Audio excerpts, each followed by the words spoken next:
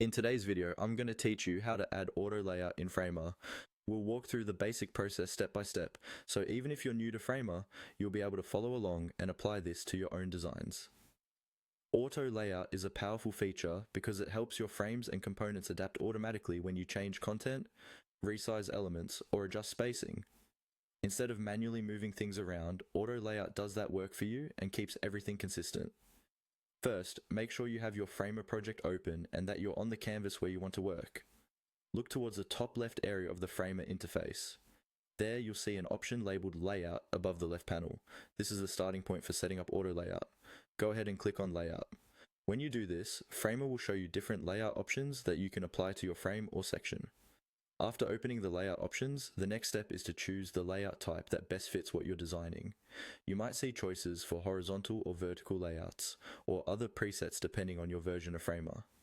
Take a second to think about how your content should flow. For example, if you're creating a navigation bar, a horizontal layout makes sense.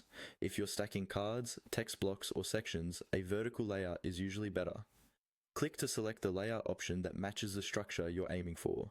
Once selected, Framer will prepare your canvas to use that auto layout behavior.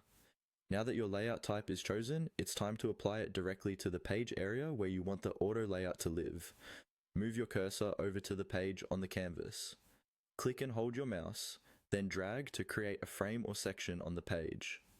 As you drag, you're effectively drawing the container that will use the auto layout settings you just selected. Release the mouse when the frame is roughly the size you want. From here, you can start dropping in elements like text, buttons, or images. They'll automatically snap into place according to the layout you picked. You can later refine spacing, alignment, and padding in the right-hand panel, but the core idea is that the layout is now handling the positioning for you. And that's all you need to get started with adding auto layout in Framer. Click on Layout, select the layout type, then click and drag on the page to create your auto layout frame.